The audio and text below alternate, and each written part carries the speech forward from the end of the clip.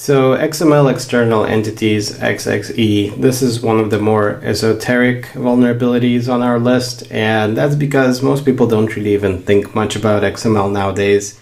XML, which is Extensible Markup Language, it used to be a very big deal, especially in the enterprise world, in the service-oriented infrastructure world, not even that long ago, really around the mid-2000s and even a bit later. And of course, it's still a large part of how data is stored and transferred today. But nowadays, most people talk about JSON and YAML and protocol buffers and so many other things that are taking the place of traditional XML.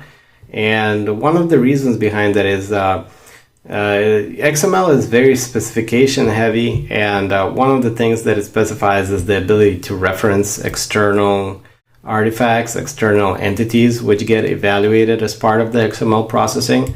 And that introduces this vulnerability where we allow, without scanning, the direct input of XML into a system that accepts an XML document as a message. And what this can result in is that there's evaluation of that XML without sanitization.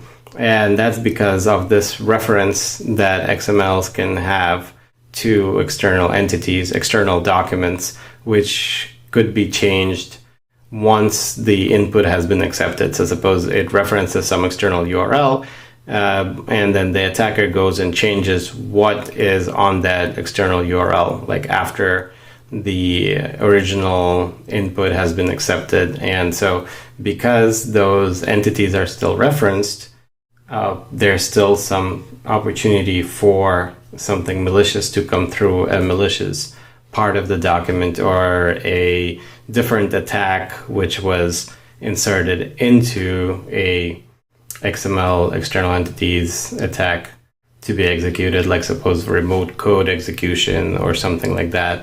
And part of the problem with XML is, of course, that it is a very heavyweight format in order to process one line of XML.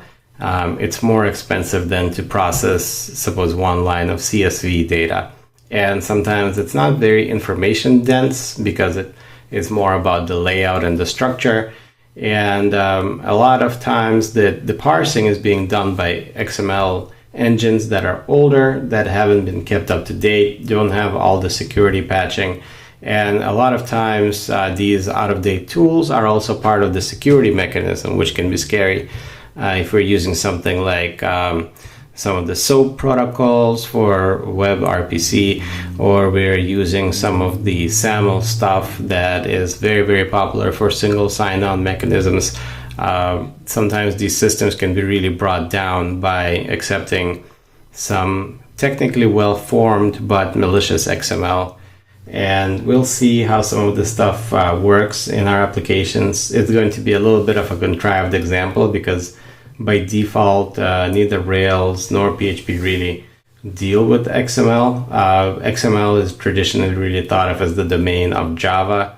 A lot of Java web applications were very heavy on the XML configurations.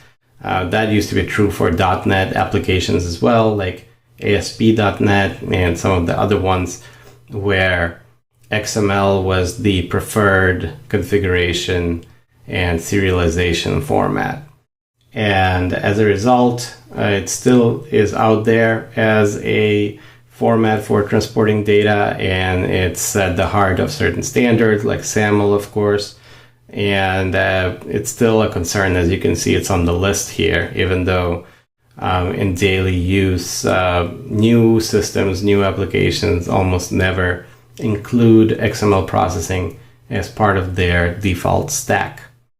And so we'll be looking at how XML evaluation and referencing external entities can be a real cause for concern, even though it's not something that we think of as the top 10 threat that it is.